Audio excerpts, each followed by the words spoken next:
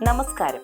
ലോകപ്രശസ്തമായ French നിർമ്മിത multi role വാർജറ്റായ റഫാലിന്റെ ചില പ്രധാന ഭാഗങ്ങൾ ഇന്ത്യയിൽ നിർമ്മിക്കാനുള്ള ധാരണ പ്രായോഗിക തലങ്ങളിലേക്ക് നീങ്ങുകയാണ്.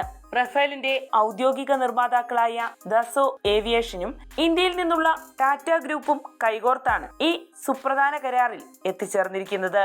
ഇതേ തുടർന്ന് ഹൈദരാബാദിൽ നിർമ്മാണ കേന്ദ്രം തുടങ്ങാനും തീരുമാനമായിട്ടുണ്ട്. റഫാൽ പോർ വിമാനങ്ങളുടെ പ്രത്യേക പാർട്സുകൾ നിർമ്മിക്കുന്നതുമായി ബന്ധപ്പെട്ട് ദസോ ഏവിയേഷനും ടാറ്റ അഡ്വാൻസ്ഡ് സിസ്റ്റംസ് ലിമിറ്റഡും 4 കരാറുകളിലാണ് ഒപ്പുവെച്ചിരിക്കുന്നത്. അതുപ്രകാരം ഈ അത്യാധുനിക യുദ്ധവിമാനത്തിന്റെ ബോഡി അടക്കമുള്ള ഭാഗങ്ങളാണ് ഹൈദരാബാദിൽ നിർമ്മിക്കപ്പെടുക.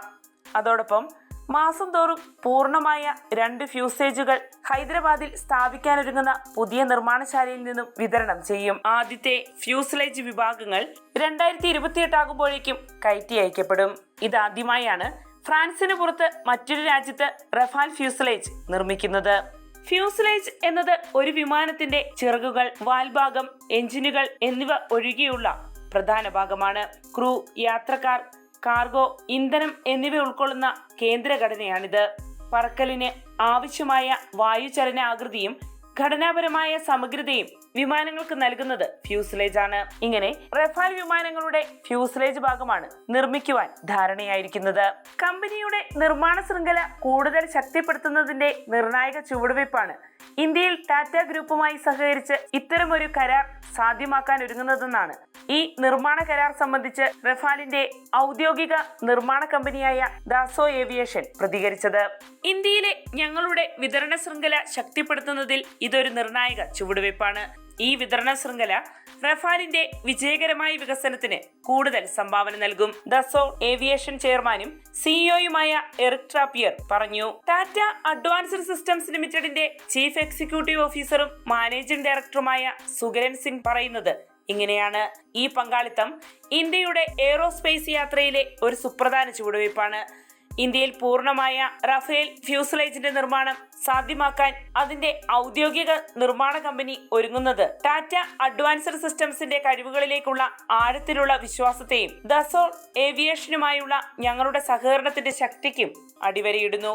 ആഗോള പ്ലാറ്റ്ഫോമുകളെ പിന്തുണയ്ക്കാൻ കഴിയുന്ന ഒരു ആധുനികവും കരുത്തുറ്റതുമായ എയ്റോസ്പേസ് നിർമ്മാണ ആവാസ വ്യവസ്ഥ സ്ഥാപിക്കുന്നതിൽ ഇന്ത്യ കൈവരിച്ച ശ്രദ്ധേയമായ പുരോഗതിയും ഈ കരാർ പ്രതിഫലിപ്പിക്കുന്നുണ്ട്, അദ്ദേഹം പറഞ്ഞു. ആഗോള എയ്റോസ്പേസ് വിതരണ ശൃംഖലയിലെ ഒരു പ്രധാന പങ്കാളി എന്ന നിലയിൽ ഇന്ത്യയുടെ സ്ഥാനം ശക്തിപ്പെടുത്തുന്നതിനും കൂടുതൽ സാമ്പത്തിക സ്വാശ്രയത്വം എന്ന ലക്ഷ്യത്തെ പിന്തുണയ്ക്കുന്നതിനുമാണ് ഈ പങ്കാളിത്തം ലക്ഷ്യമിടുന്നതെന്ന് ദസോ പറഞ്ഞു.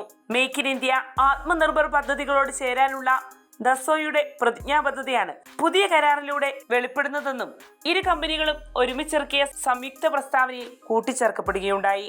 ഇന്ത്യയുടെ തദ്ദേശീയ സാങ്കേതിക പുരോഗതി അടയാളപ്പെടുത്തുന്ന കരാറാണ് ദസോ ഏവിയേഷനും ടാറ്റ ഗ്രൂപ്പും ഒപ്പുവെച്ചിരിക്കുന്നത്. ഇത് വൻ വിമാനങ്ങൾ വികസിപ്പിക്കുന്നതിൽ ഇന്ത്യ ആർജിച്ചിരിക്കുന്ന അറിവിന്റെ ആഴം കൂടിയാണ് ഈ കരാറിലൂടെ അടയാളപ്പെടുത്തിയിരിക്കുന്നത്. നിലവിൽ ഇന്ത്യൻ പ്രതിരോധ മന്ത്രാലയം 110 മൾട്ടി റോൾ യുദ്ധവിമാനങ്ങൾ വാങ്ങുന്നതിന് പദ്ധതിയിട്ടിട്ടുണ്ടെന്ന വാർത്തകൾ അടുത്തിടെ പുറത്തുവരികയുണ്ടായി. ഈ കരാർ ദസോ ഏവിയേഷന് ലഭിച്ചാൽ നിലവിൽ ധാരണയിലെത്തിയിരിക്കുന്ന റഫാൽ വിമാനങ്ങളുടെ പ്രത്യേക ഭാഗങ്ങളുടെ നിർമ്മാണം സംബന്ധിച്ച കരാർ മറ്റൊരു തലത്തിലേക്ക് മാറാനുള്ള സാധ്യതയും തള്ളിക്കളയാനാവില്ല. നിലവിൽ ഇന്ത്യൻ വ്യോമസേന 36 റഫേൽ യുദ്ധവിമാനങ്ങളാണ് ഉപയോഗിക്കുന്നത്. ഇതുകൂടാതെ നാവികസേനയ്ക്കായി 26 റഫാൽ വിമാനങ്ങൾ വാങ്ങാനും ഇന്ത്യ പദ്ധതിയിട്ടിട്ടുണ്ട്. ഈ കരാറുകൾ ഇന്ത്യയും ഫ്രാൻസും തമ്മിലുള്ള സഹകരണം കൂടുതൽ ഊട്ടിയുറപ്പിക്കുകയും ചെയ്യും. വാർത്തയുടെ നിറം തേടി തനിനിറം.